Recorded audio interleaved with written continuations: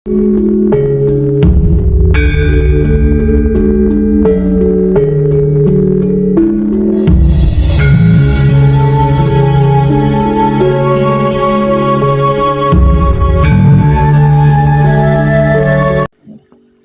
yang dari Makassar, Daeng siapa? Kok Makassar? Mana? Sulawesinya mana? Sulawesi Utara, Kota Mobagu. Mobagu. Iya. Kalau di sana Daeng atau apa itu? Enggak, di sana ada marganya Pak kalau di sana.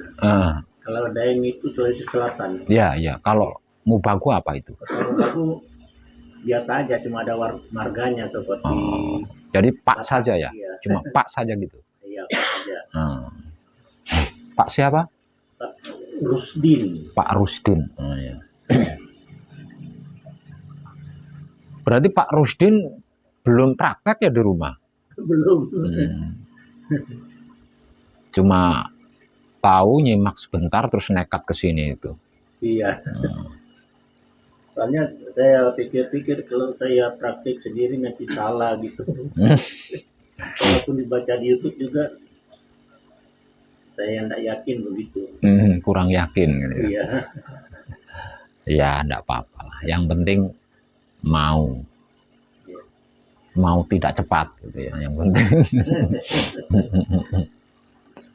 Dinikmati aja prosesnya gimana.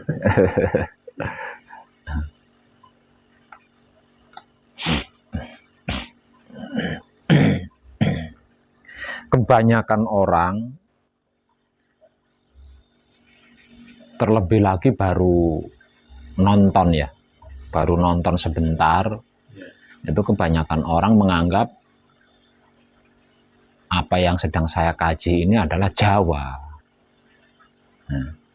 Kok bisa Bapak yang dari Kota Mobagu, dari Sulawesi, kok bisa tertarik sama Jawa? Apa enggak menganggap Jawa? Iya, enggak.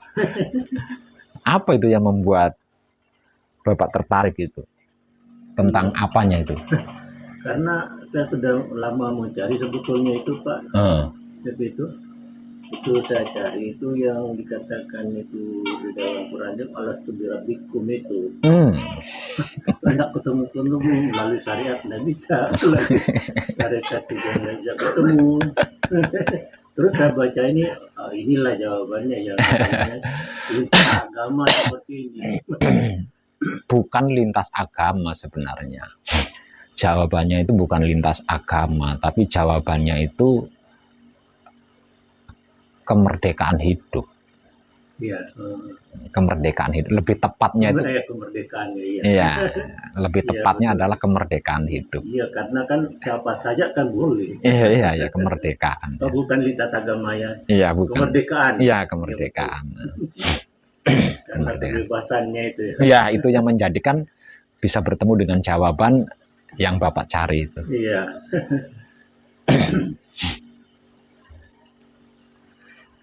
Kalau yang dari Kendal sudah praktek di rumah? Sudah, ya.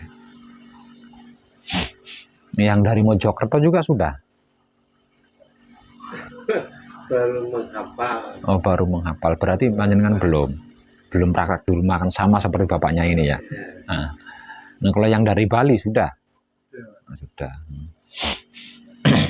Tapi sebenarnya itu enggak terlampau penting sih ya. Mau dari awal atau dari nol atau sudah menyelesaikan dasarnya di rumah, itu enggak terlampau penting. Yang penting itu mau mengalami prosesnya gitu. Kalau dari nol kan prosesnya lama ya kan, kalau dari nol. Nah, kalau dasarnya sudah diselesaikan di rumah kan prosesnya sebentar. Itu yang terpenting itu mau itu gitu. Udah dari awal bermula dari nol, minta cepat karena ada pekerjaan, karena ini yang gawatnya kan itu. Ada juga yang sudah menyelesaikan dasarnya dari rumah karena pernah mendengar butuh 4 hari saja kalau dasarnya sudah diselesaikan di rumah. Saya hanya butuh 4 hari saja untuk menemani. Tapi perjalanan 1 hari 1 malam dari rumah itu udah dihitung itu. udah dihitung. Ada yang seperti itu. Nah, ini yang sebenarnya hal-hal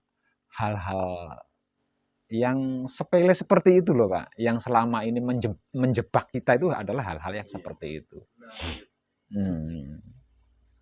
Tapi panjenengan semua ndak gagal paham kan menerima informasi dari saya? Enggak ya? Nah, soalnya gini, soalnya itu tadi karena kita sudah terbiasa di situ gitu. Terbiasa dengan hal-hal yang remeh yang barusan saya katakan tadi itu lah. Dengan itu. Nah. Jadi kalau sampai gagal paham kan itu kan bisa menimbulkan kecewa. Bisa menimbulkan kecewa. Nah, manusia kalau sudah kecewa itu untuk bisa bahagia itu susah banget itu. Ya. Karena apa? Karena hanya manusia hidup yang punya residu. Kalau makhluk-makhluk lain nggak punya dia. Nggak punya residu. Tapi kalau manusia hidup itu punya residu, punya kesan gitu loh. Nah, punya kesan, punya kenangan. Nah, kesan, residu, kenangan. Nah, yang paling sulit itu adalah sakit hati atau kecewa itu tadi. Itu susah banget itu.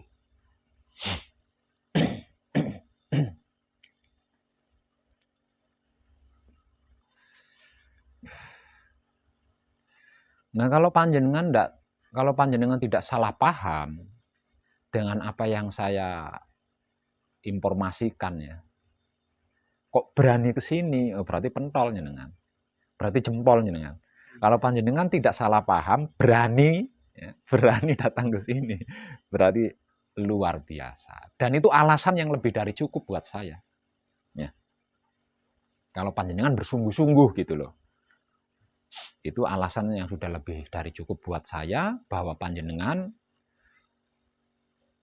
di dalam mengkaji itu bisa bersungguh-sungguh. Soalnya yang nyaris tidak pernah dikaji oleh manusia hidup itu apapun keyakinannya itu ya. Apapun keyakinannya.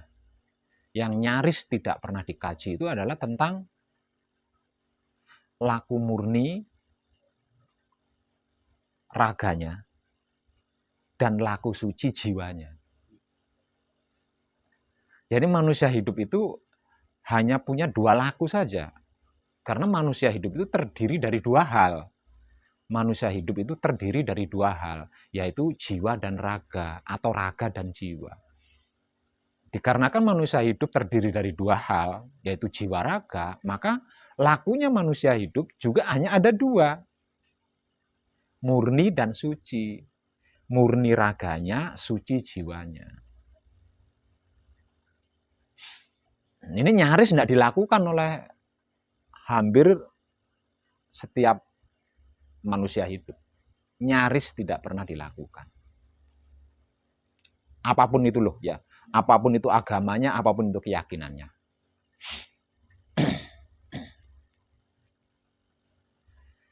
Kenapa kok saya katakan nyaris tidak pernah dilakukan oleh manusia hidup, apapun agama dan keyakinannya? Karena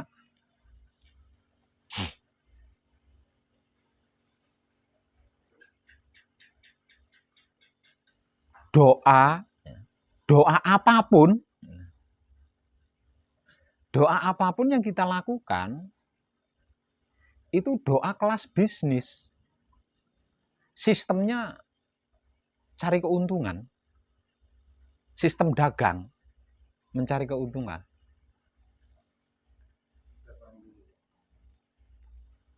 Lah,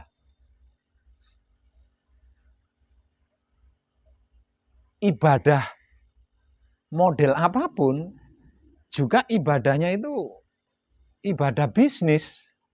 Sistemnya sistem perdagangan. Mencari keuntungan aja. Termasuk sembahyang di dalamnya.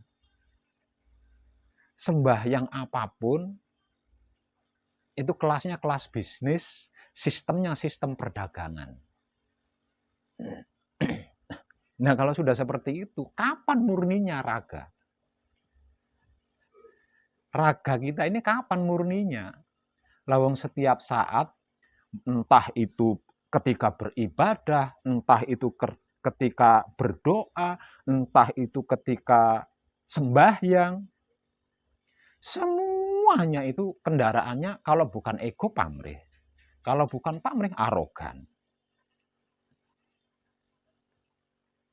Nah terus raga kita kapan murninya?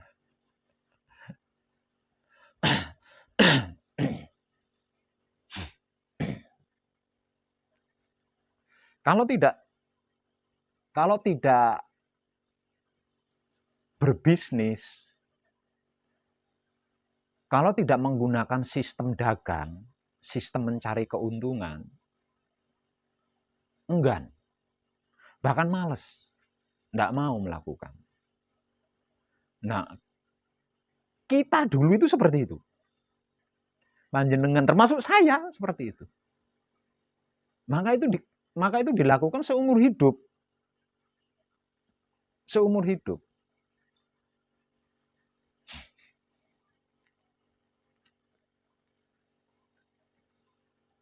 Bahkan Tuhan dipolitiki.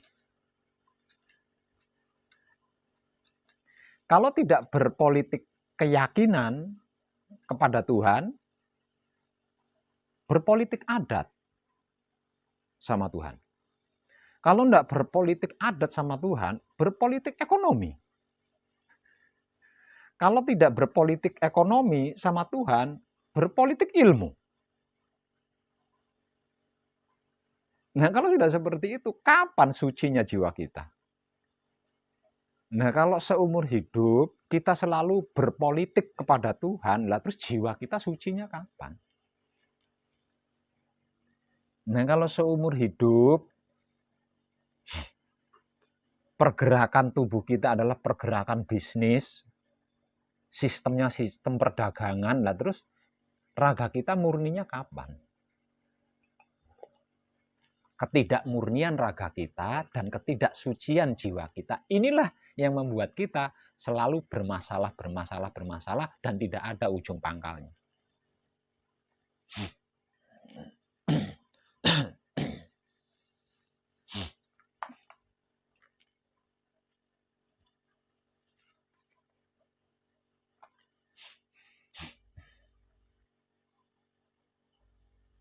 Bisnis dengan sistem perdagangan. Seperti apa Pak Web? Mungkin panjenengan belum begitu klik apa yang saya maksud.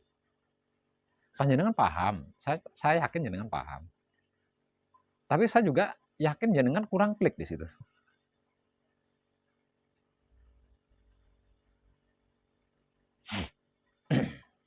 Contoh, kita berawal dari muslim kan? Ada yang non muslim? Ada. Ada nggak yang non muslim? Nah, saya tanya sama jenengan. Nggak ada. Kita berawal dari muslim kan berarti. Panjenengan tahu? Bapak tahu? Arti daripada bacaan-bacaan sholat dari awal sampai akhir? Tahu?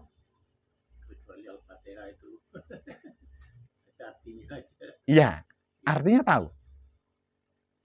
Iya, arti yang apa yang tertera di situ. Lah iya kan? Standar, Ya, pengertian standar. ya. Tahu kan ya? Ya. Dari awal sampai akhir. Kalau panjenengan tahu, berarti panjenengan paham bahwa sholat kita dari awal sampai akhir itu isinya hanya bermohon, hanya meminta. Iya enggak? Selesai sholat masih ditambah lagi. Ya Allah, hindarkan aku dari mara bahaya. Dekatkan aku dengan rezeki. kalau punya kerjaan atau punya dagangan, dagangannya dikaitkan. Lariskan daganganku sehingga aku mendapat keuntungan yang berkah.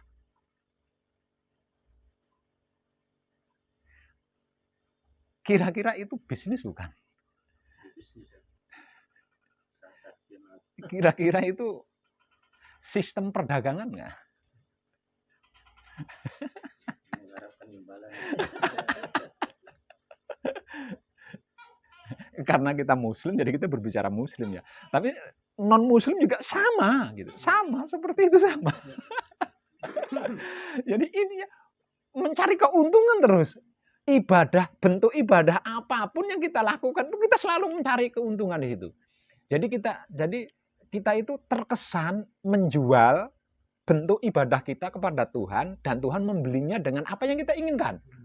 Apa yang kita mau. Dan banyak seperti itu. Semua. Bisa saya katakan semua. Semua seperti itu, ya. Jadi bentuk ibadah kita itu kita jual sama Tuhan dan Tuhan harus membelinya dengan apa yang kita mau. Ini loh.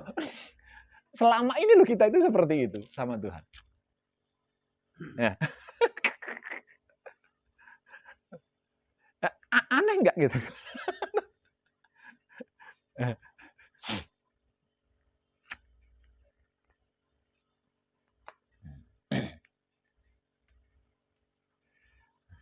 Sampai-sampai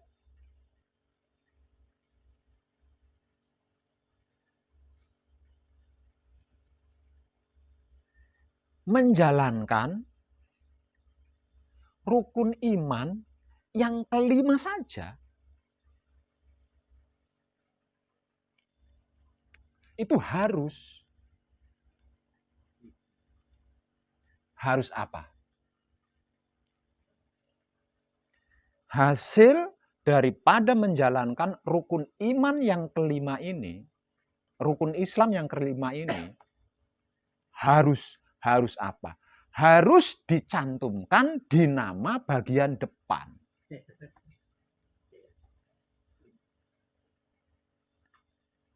Iya. Iya. Nah, kalau sudah seperti itu, kapan murninya raga kita ini murninya kapan? Padahal kita difitrahkan ke dunia, diutus ke dunia, dilahirkan ke bumi, itu dalam keadaan murni loh, tanpa apa-apa loh, tanpa titel, tanpa pokoknya apa, nggak ada, murni, benar-benar murni, benar-benar asli, orisinil.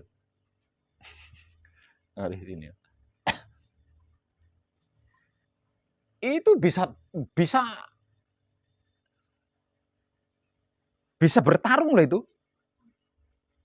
Kalau sampai hasil menjalankan rukun Islam kelima ini tidak disebutkan di bagian depan namanya, bisa berantem loh itu. Bisa berantem loh.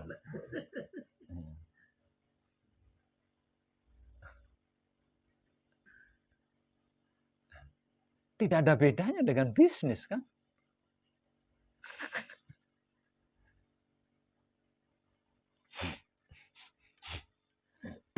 Nah, selama ini kita itu seperti itu. Selama ini kita itu seperti itu.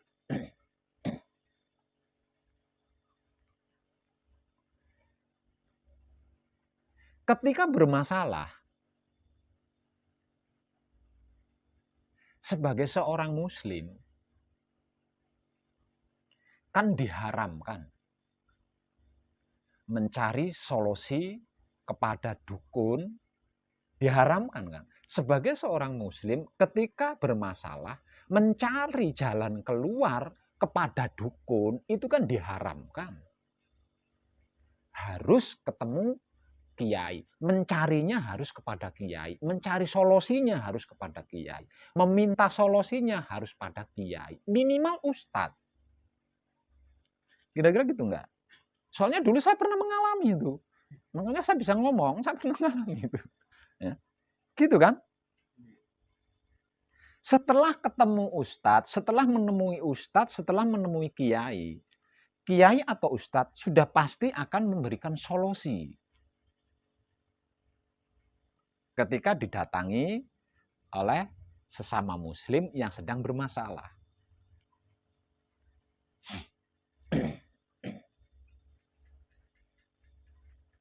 Solusinya, semisal contoh, saya sedang mengalami masalah hutang. Maka solusi yang diberikan oleh kiai atau ustadz sudah pasti tidak akan keluar dari syariat agama, bukan? Karena kiai, ustadz. Dan itu sudah bagus sebenarnya. Namun sayang, kenapa harus berbisnis gitu loh? Kenapa harus menggunakan sistem dagang? Contohnya seperti apa, Pak? Agar supaya kamu dimudahkan oleh Allah sehingga bisa segera melunasi hutang, baca sholawat nariyah 41 kali.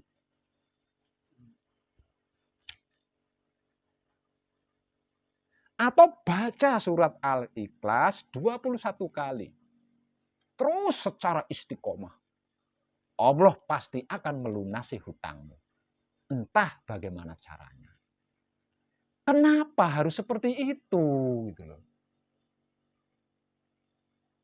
Kenapa harus berbisnis? Kenapa harus menggunakan sistem dagang?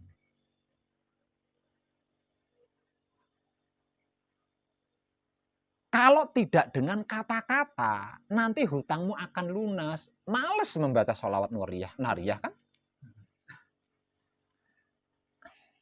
Membaca ayat, males kan? Semangat. Bahkan pembacaannya dibarengi dengan tirakat. Demi untuk mendapatkan keuntungan agar supaya hutangnya lunas. Nah, cara kita bertuhan selama ini seperti itu loh. Caranya kita bertuhan itu selama ini seperti itu. Makanya saya katakan apapun bentuk ibadahnya, apapun bentuk doanya, adalah bisnis dengan sistem dagang. Apapun itu. Bahkan ketika melakukan ritual, nah ini kata-kata ritual ini banyak yang belum paham loh. Ya. Mayoritas orang memaknai bahwa ritual itu kan memuja setan, itu ya kan, memuja setan, menyediakan sesaji-sesaji di di pinggir pantai, di gunung, di gua. Itu menurut kebanyakan orang itu adalah arti daripada ritual. Padahal ritual itu adalah bentuk menyembah Tuhan. Termasuk sholat itu ritual. Nah, sholat, sembahyang itu ritual. Ya. Lah kebanyakan orang kan yang mengartikan ritual itu kan yang berbaur mistis gitu kan, berhubungan dengan setan-setan. Padahal enggak, ritual itu adalah perilaku atau perbuatan menyembah Tuhan lah. Apapun bentuknya, termasuk sholat, termasuk sembahyang. Bahkan ketika melakukan ritual, semakin mewah ritualnya, semakin mahal ritualnya, semakin lama ritualnya, semakin banyak berkah atau anugerah yang akan kita dapatkan dari Tuhan. Apa enggak bisnis tuh? Sistemnya apa enggak sistem dagang tuh?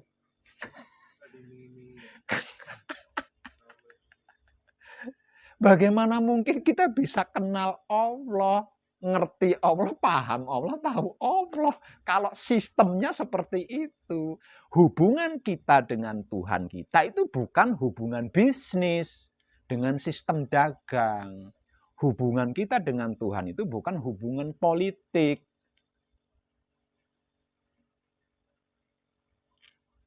Apa enggak? Gawat. Kalau tidak seperti itu, males. Enggak mau melakukan. Enggak mau. Enggak mau melakukan. Bisanya semangat, mau melakukan karena akan mendapat keuntungan. Kalau enggak menguntungkan, tidak mendapat keuntungan, enggan, bahkan tidak mau sama sekali melakukannya. Jadi kesimpulannya, kita hanya mau menyapa Tuhan, mendekati Tuhan ketika kita sedang dalam kepentingan. Di saat punya masalah saja. Itu pun ngerampok, nodong. Itu pun ngerampok, nodong.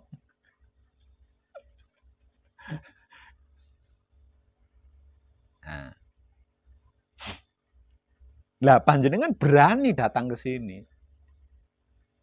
Ikut pengkajian bersama saya. Berarti panjenengan siap meninggalkan semua itu. Berarti panjenengan siap berhenti, tidak berbisnis lagi dengan Tuhan, tidak menggunakan sistem dagang jual beli lagi dengan Tuhan. Berarti panjenengan siap di situ. Kalau jenengan tidak gagal paham kan berarti jenengan ngerti. Itu.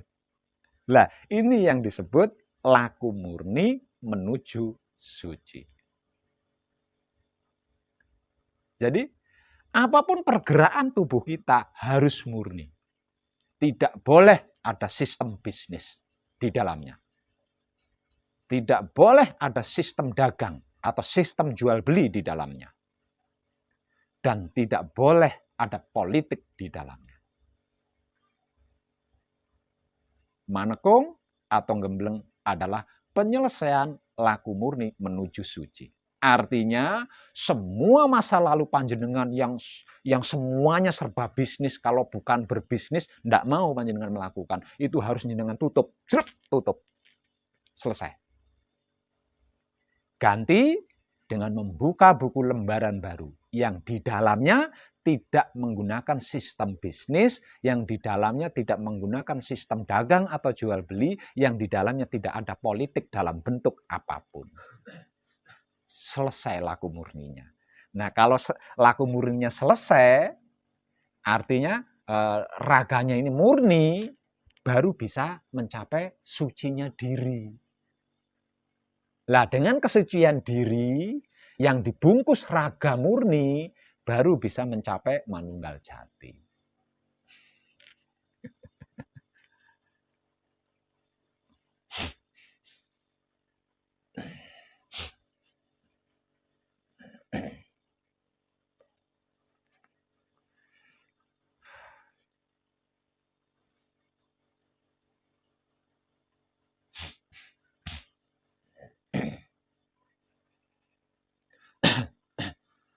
Selama panjenengan ikut pengkajian diri bersama saya di sini,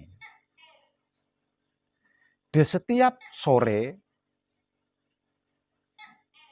ketika hendak memulai manekung atau gembleng, panjenengan akan diberi motivasi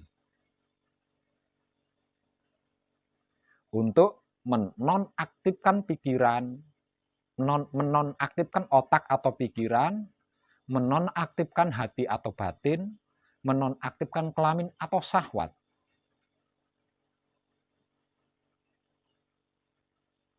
Untuk melakukan samadhi.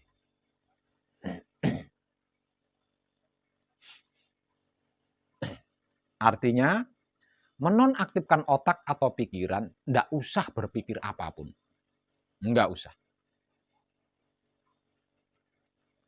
Tentang pemikiran kita yang ingat itu, enggak usah. Biarin aja. Tapi jangan berpikir, enggak usah berpikir. Soal pikiran kita ingat itu, ingat ini, ingat bla, biarin saja. Jangan terpancing untuk berpikir sesuatu.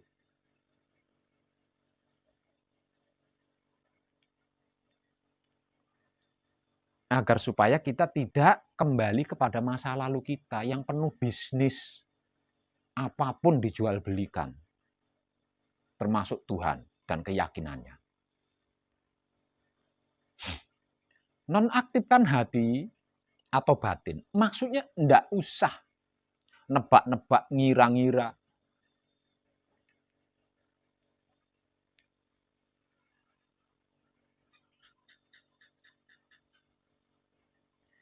Mengetahui, mendengar, melihat, mencium, apapun enggak usah ditebak-tebak, enggak usah dikira-kira, enggak usah disangka-sangka. Biarin aja.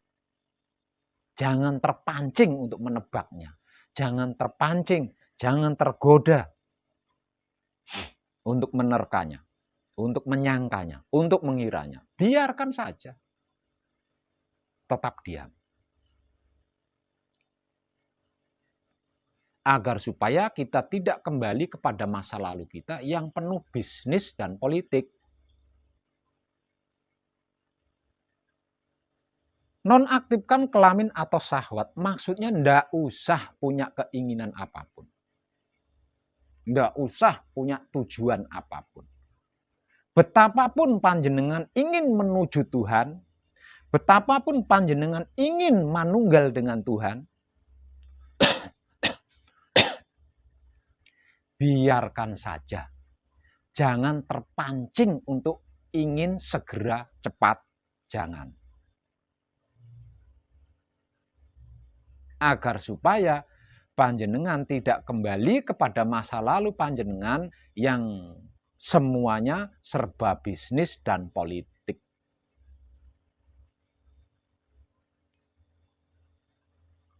Karena jika tidak, nanti panjenengan kembali kepada masa lalu lagi. Artinya, laku murni panjenengan yang seharusnya sudah selesai menjadi bermula lagi di situ.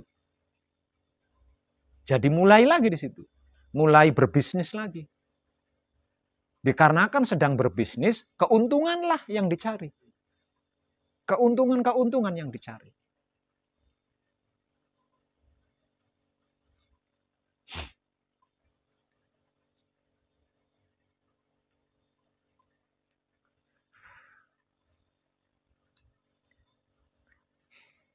Nah, kalau sudah seperti itu, tidak akan ada. Tidak akan ada, tidak akan bisa. Pasrah kepada Tuhan, menerima keputusan Tuhan, mempersilahkan kuasa Tuhan, tidak akan ada di dalam diri panjenengan. Panjenengan tidak akan bisa. Pasrah kepada Tuhan, menerima keputusan Tuhan, mempersilahkan kuasa Tuhan, panjenengan tidak akan bisa. Dengan sistem bisnis dan berpolitik, panjenengan tidak akan bisa. Nah, selama jiwa panjenengan tidak bisa pasrah kepada Tuhan, tidak bisa menerima keputusan Tuhan, tidak bisa mempersilahkan kuasa Tuhan, maka selama itu panjenengan tidak akan bisa merasakan kenyataan Tuhan. Lah, karena tidak bisa merasakan kenyataan Tuhan, semuanya jadi hayal. Semuanya jadi ilusi. Nggak ada kenyataannya. Nggak ada hasilnya.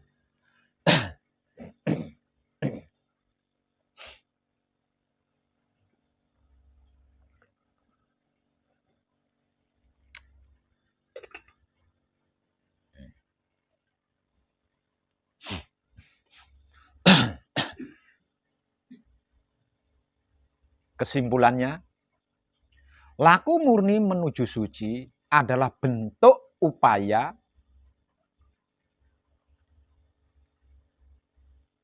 menyempurnakan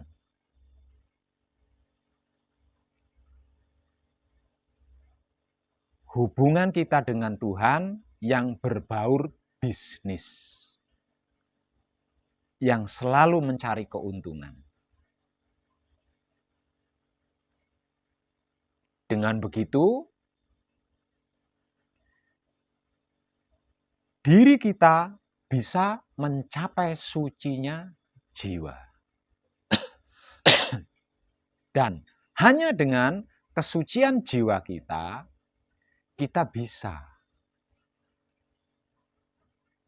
berkomunikasi dengan Tuhan.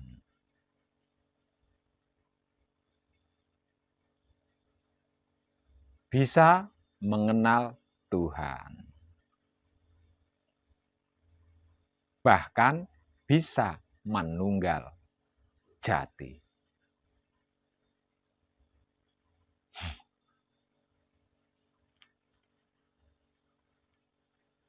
Lah, merubah mindset, berdoa kita yang selama ini kita lakukan dengan sistem bisnis atau jual beli atau dagang menjadi benar-benar dengan kepasrahan, itu nggak gampang. Itu nggak mudah. Merubah mindset kita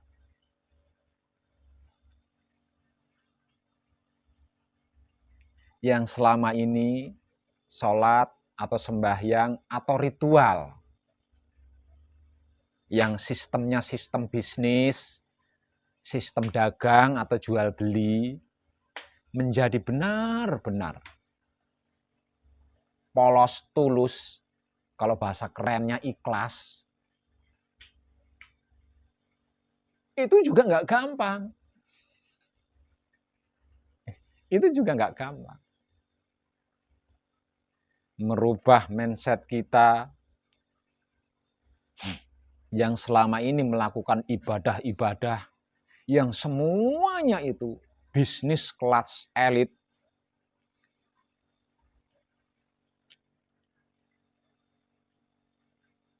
dagang atau jual beli, papan atas, yang jika tidak mendapat keuntungan bisa stres,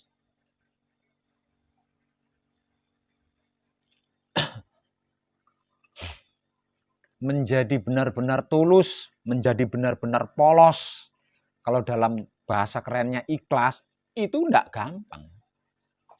Itu tidak gampang, tidak mudah. Karena kita sudah terbiasa di situ. Sudah terbiasa berbisnis, sudah terbiasa berdagang, sudah terbiasa jual beli sama Tuhan. Jadi kalau tidak bisnis, tidak dagang, tidak jual beli sama Tuhan, itu tidak asik. Rasanya itu tidak asik, gelisah. Gelisah, takut.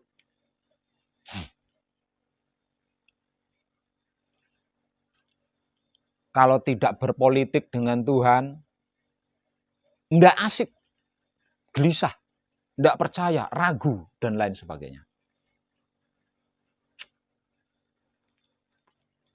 Nah, itu hanya dapat dilakukan dengan menekung atau gembleng. Hanya bisa dilakukan dengan mengkhususkan diri untuk ini. Mengkhususkan diri untuk hal ini. Kalau enggak, tidak akan bisa. Saya katakan tidak akan bisa.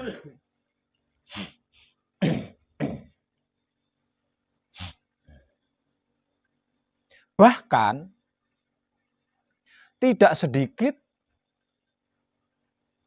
orang-orang yang juga mengkaji tentang apa yang sedang saya kaji, itu pun terjebak di dunia bisnis dan politik. Contoh, sehari tadi saya belum melakukan patrap samadhi. Kok seperti ada yang kurang gitu ya? Nggak tenang, nggak nyaman. Agar supaya sesuatu yang terasa kurang, sehingga saya bisa nyaman, bisa tenang, saya lakukan patrap.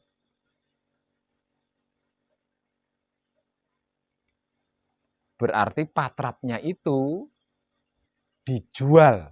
Patrap samadhinya itu dijual sama Tuhan, dan Tuhan dipaksa untuk membelinya dengan ketenangan yang saya butuhkan. Apa enggak bisnis tuh? Apa enggak bisnis? Saya lakukan patrap samadhi Mijil Sampurno agar supaya saudara saya sembuh dari penyakitnya. Apa enggak bisnis tuh? apa enggak sedang melakukan jual beli sama Tuhan? Dia menjual Patrap Samadhi Mijil Sampurno kepada Tuhan. Dan Tuhan dipaksa untuk membelinya dengan kesembuhan saudaranya yang sedang sakit. Apa bedanya dengan bisnis?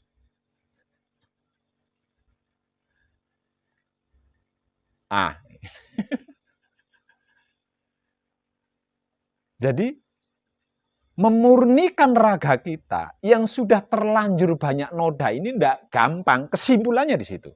Ya, memurnikan raga kita yang sudah terlanjur banyak noda, banyak titik-titik, itu tidak mudah. Dibutuhkan manekung atau gembleng, atau mengkhususkan diri. Itu laku murni. Hubungannya dengan raga dan kasat mata. Memurnikan raga kita yang kasat mata dan bisa disentuh saja sesulit itu. Bagaimana mensucikan jiwa yang tidak kasat mata? Ingin manunggal dengan suci, ingin manunggal jati. Loh, itu tadi. Tidak gampang, tidak mudah. Memurnikan raga kita yang kasat mata saja tidak mudah. Apalagi mensucikan jiwa kita yang tidak kasat mata. Dibutuhkan manekung atau gembleng. Atau mengkhususkan diri kita terkait hal tersebut. Nah, ini jangan sampai lupa selama panjenengan mengkaji di sini ya. Jangan sampai lupa ini. Kalau sampai lupa, panjenengan akan mengalami instruksi-instruksi diri. Protes, bahkan protes. Nah, nanti ujungnya gelisah. Enggak tenang, enggak nyaman. Nah, kalau sudah seperti itu, pasti nyerah. Pasti nyerah.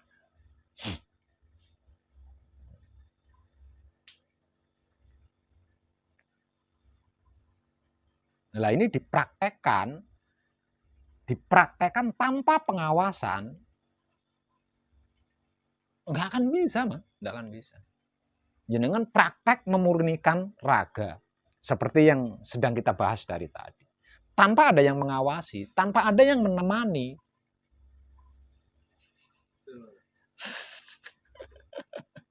Saya merasakan berpola pamrih itu. Jadi bisa dikatakan merasa ada yang pas.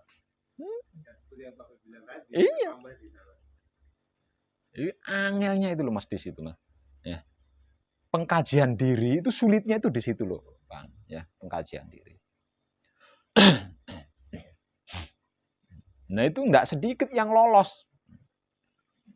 Loh, lolos kan bagus. Maksudnya kesadarannya lolos gitu. Nah karena kesadarannya lolos, enggak tahu kan? Enggak tahu kalau dirinya sedang berbisnis sama Tuhan. Enggak nyadar kalau dia sedang melakukan jual beli, transaksi jual beli sama Tuhan. Enggak nyadar di situ.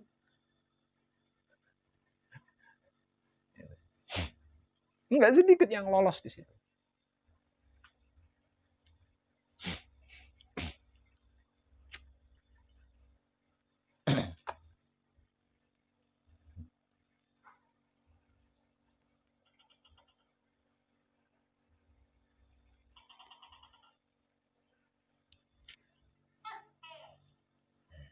Lah, lembaran kehidupan yang seperti itu loh yang harus panjenengan tutup dan jangan pernah membukanya lagi. Kalau ndak ingin menderita. Kalau ndak ingin menderita, ndak ingin sedih, ndak ingin gagal, ndak ingin bermasalah, jangan membukanya lagi setelah tertutup rapat.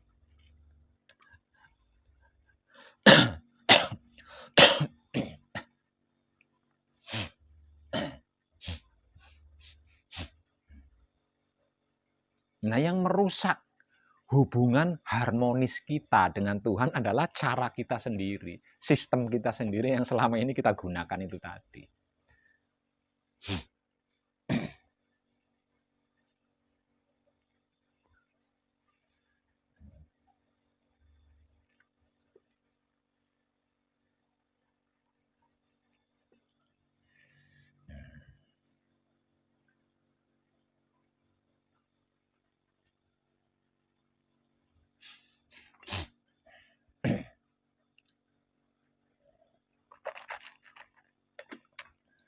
Dan selama kita selalu berbisnis sama Tuhan, selama kita selalu berpolitik sama Tuhan, maka selama itu, bahkan menggunakan wahyu panca gaib sekalipun, tetap tidak akan bisa berwahyu pancalaku. Karena wahyu pancalaku itu bukan bisnis. Wahyu pancalaku itu bukan politik. Wahyu pancalaku atau iman yang tak lain dan tak bukan adalah sikap dan sifatnya wahyu panca gaib. Itu sendiri adalah kesadaran. Dan kesadaran ini bukan bisnis. Juga bukan politik. Berbisnis kesadaran, menjual belikan kesadaran, mempolitiki kesadaran, atau berpolitik kesadaran, siap-siap saja untuk hancur. Siap-siap saja untuk hancur.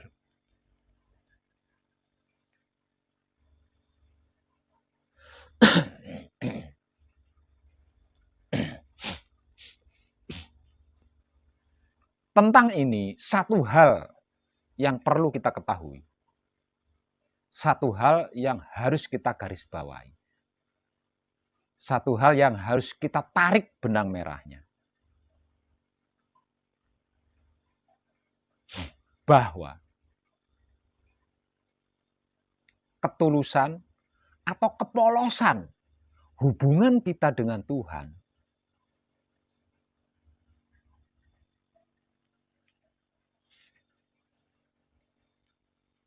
itu adalah maha dasar. Maha dasar.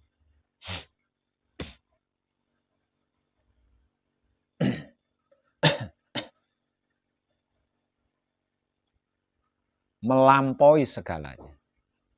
Melampaui segalanya.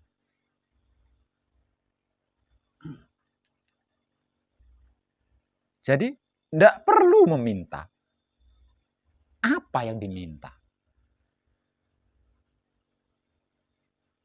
Siapa yang dimintai? Yang meminta siapa? Tidak perlu memohon. Apa yang dimohon? Yang memohon siapa? Yang dimohon siapa?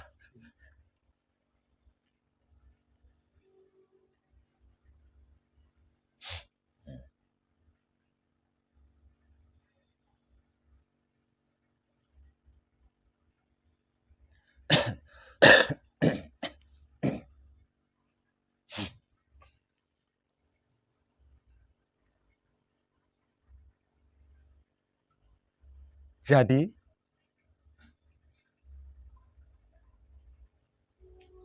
benang merah yang harus kita ambil, satu hal yang harus kita ambil, yang harus kita ketahui. Kalau mau patrap samadhi saja.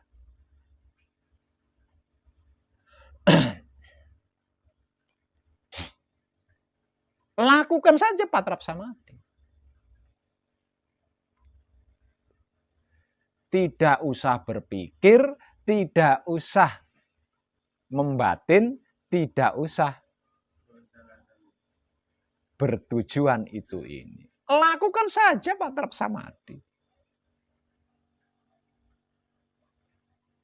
Kalau dalam bahasa awamnya, kalau mau berdoa, berdoa saja. Kalau mau sembahyang, sembahyanglah saja.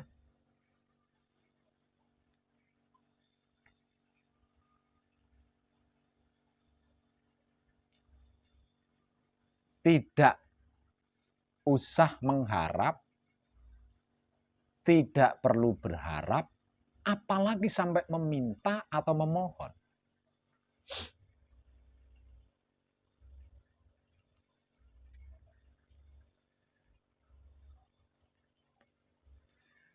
Lakukan saja apa yang menjadi tugas kita dengan baik.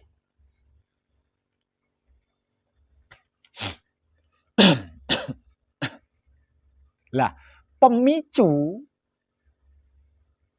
sehingga kita menggunakan sistem bisnis atau dagang atau jual beli sampai berpolitik adalah di bagian ini. Di bagian ketakutan-ketakutan kita terhadap Tuhan. Dikiranya kalau tidak meminta, Tuhan tidak memberi. Ini loh yang menjadikan kita berbisnis selama ini. Dianggapnya kalau tidak memohon, Tuhan tidak tahu.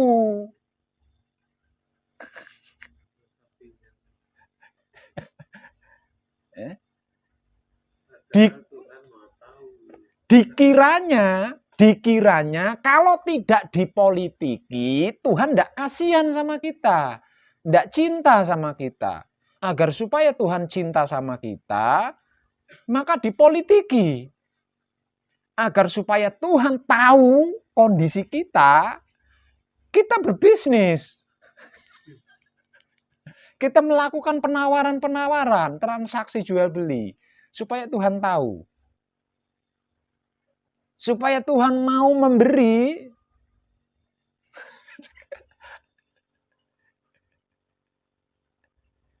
Ini loh yang menjadikan kita selama ini berbisnis dan berpolitik kepada Tuhan. Lah benang merah ini yang harus panjenengan tarik.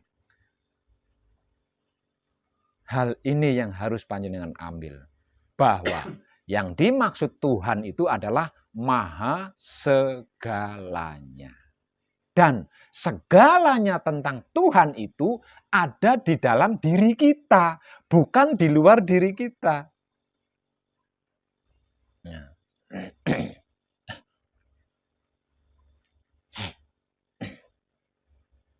Jadi kalau harus dibahas, andai saja harus meminta, maka mintalah kepada dirimu. Kalau harus meminta. Kalau harus memohon, maka memohonlah kepada dirimu. Jangan ke selain dirimu. Sebab Tuhan maha segalanya. Dan segalanya atas Tuhan itu ada di dalam diri kita.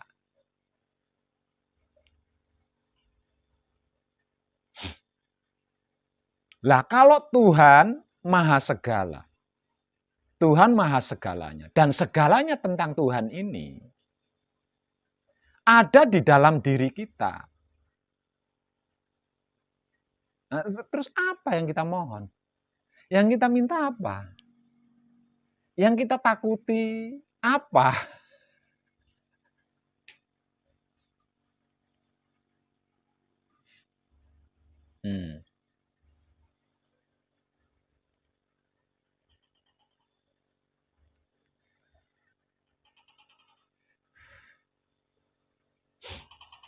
Segalanya tentang Tuhan itu ada di dalam diri kita, bukan di luar diri kita. Jadi, kalau kita butuh sesuatu, ambillah di dalam dirimu. Tak perlu memohon, tak perlu mencari.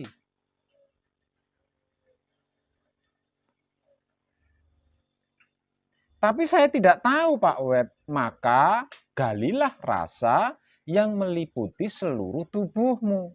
Di dalam tubuhmu ada firman Tuhan yang bisa menjamin jiwa raga, dunia akhirat, hidup dan matimu.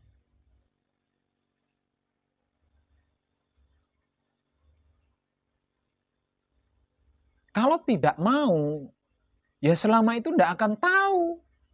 Apa yang ada di dalam dirinya itu tidak akan tahu. Sehingganya mencari-cari keluar diri. Maka apapun yang ada di luar diri itu adalah mahkota mayangkara. Lambang bayangan semu. Bayangan semu dicari, diraba, dikejar, ya capek.